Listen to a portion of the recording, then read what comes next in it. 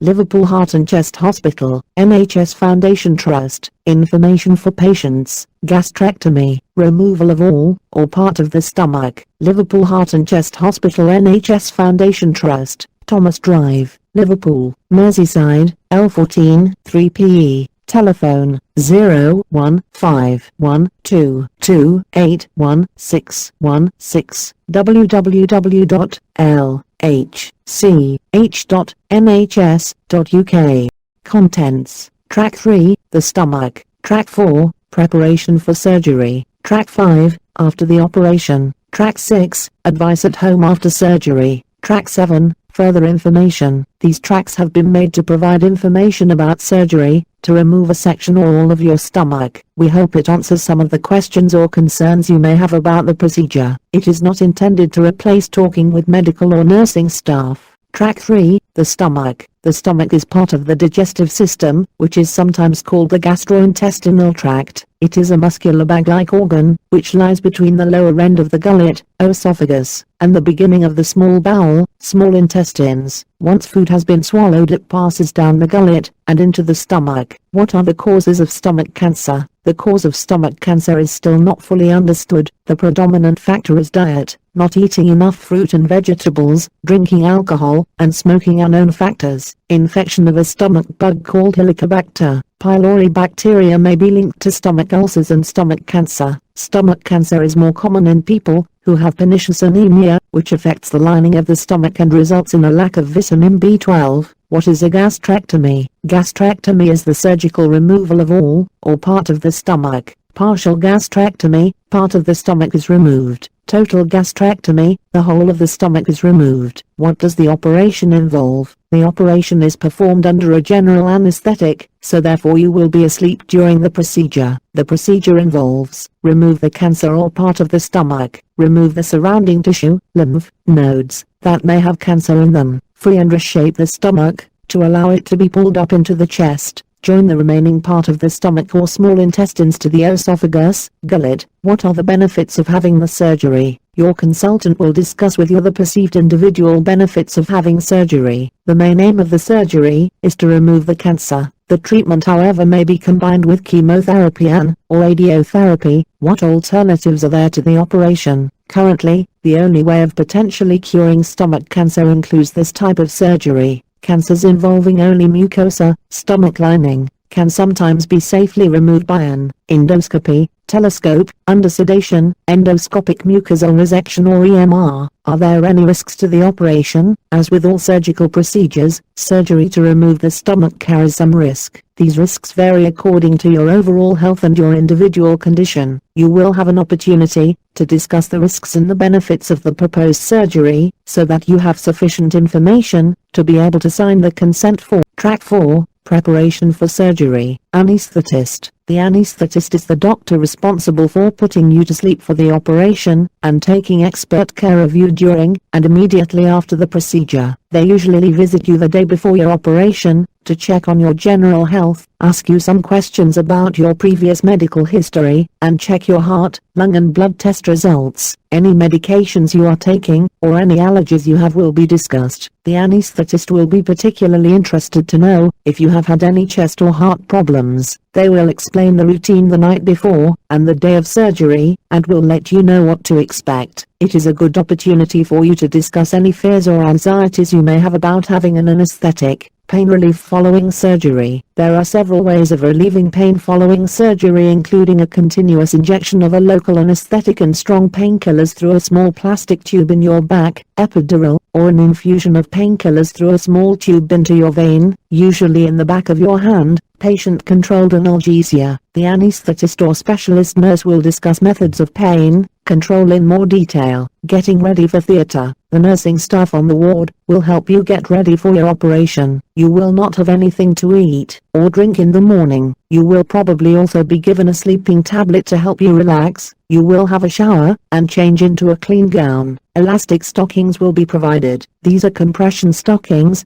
To help prevent you getting a blood clot in your legs, you will need to remove all your jewelry including wedding rings where possible, as during the operation you will be given quite a lot of fluid in your IV drip and your fingers may swell up. If you have false teeth, glasses or a hearing aid, you can leave these in place until you arrive in theater. Before you leave the ward, the nurse looking after you will go through a checklist with you to make sure everything is ready and nothing has been missed out. What happens in the anesthetic room? When you come to theater, you will go to the anesthetic room, where you will be put to sleep. You will meet other members of the anesthetic team, a healthcare assistant, HCA, and an operating department practitioner, ODP. One of them will go through some routine checks to make sure you are in the right place and that routine preparations have been carried out. You will be moved from your bed onto the narrow operating table. The anesthetist will put a drip into one of your arms, which may sting a little. The ODP will place some sticky pads on your chest to monitor your heartbeat and a blood pressure cuff on one of your arms. If you are having an epidural, the anesthetist will probably do this next. You may be asked to sit up and lean forward. After scrubbing his or her hands, the anesthetist will clean your skin with a cold solution to reduce the risk of infection. The actual insertion of the epidural usually takes only a few minutes. If you feel any pain in your back or strange sensations,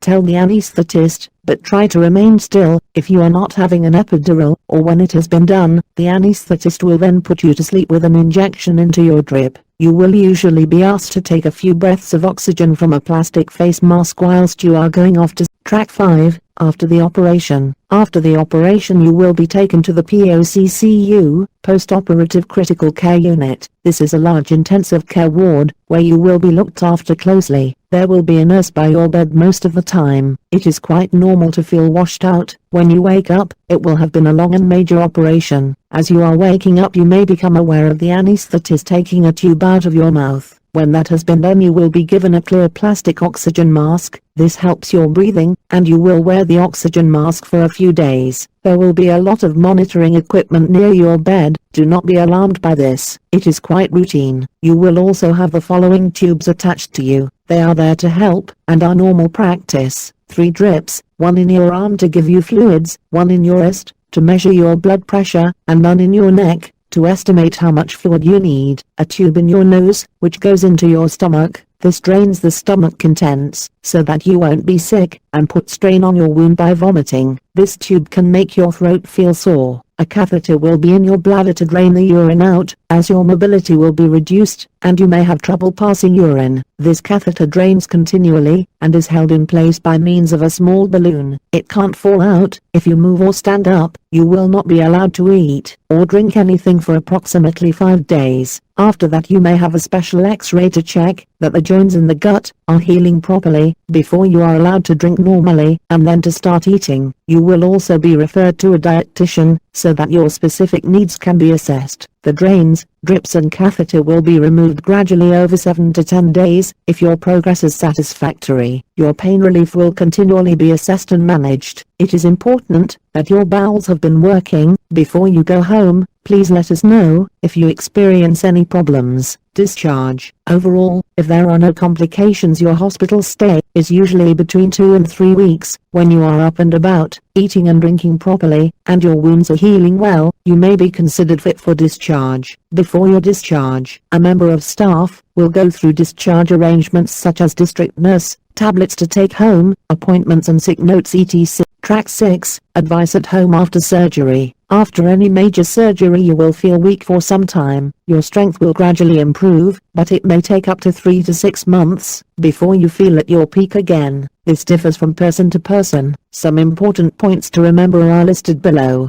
At first, you will feel very tired and will need to rest often. Avoid the temptation to nap in the chair. When you feel tired, go to bed and sleep for an hour. Don't try and keep yourself awake. Don't overdo household jobs. The sort of movements that can cause discomfort are bending or stretching, lifting heavy weights, and pushing or pulling. Standing for long periods can be tiring. Exercise is important, but only start off with gentle exercise such as a short walk and build up gradually. Don't overdo it. Your body is still healing. Climbing stairs can be surprisingly tiring, but is a useful way of getting exercise and judging your progress. The time at which you can start driving varies according to the type of operation you have and your overall progress. Ask your doctor for specific advice. Remember, your movement and strength must be up to coping with an emergency stop as well as ordinary driving. If diarrhea is a problem, let your doctor know as soon as possible. You may notice some numbness and a tingling feeling around your wound. This is because the nerves that are cut during the operation are slow to heal and make the area more sensitive. It can take up to 12 months for this to settle. Dietary advice after partial/total gastrectomy. Some or all of your stomach has been removed. This means you have less space to store food and so are more likely to feel full after eating. Your dietitian will discuss the following in more detail with you before you go home. Eat little and often. Eat slowly. Try to make food and drinks as nourishing as you can. You may feel full up more quickly than before. Don't drink with meals. You will be more at risk of reflux, heartburn. To avoid this, try not to eat late in the evening.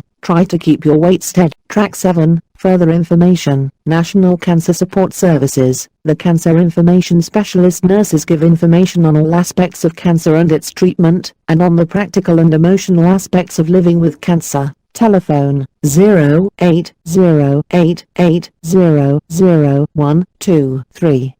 Line open Monday to Friday, 9 a.m. to 8 p.m. Macmillan Cancer Support, a national charity providing expert treatment and care through specialist Macmillan nurses and doctors. Telephone 08088082020. Lines open Monday, Friday, 9 a.m. to 6 p.m. Esophageal Patients Association, an organization of people who have or had cancer of the esophagus. Telephone 01217049860. Lines open Monday to Friday, 9 a.m. to 5 p.m. Welfare Rights Service. There will be a benefits advisor from Local Solutions in the Macmillan Cancer Information and Support Centre at Liverpool Hospital every Wednesday. To make an appointment, phone 01517063720. Upper GI Clinical Nurse Specialist, Surgery, Liverpool Heart and Chest Hospital, Thomas Drive, Liverpool, L14 3PE. Telephone 01516001218 or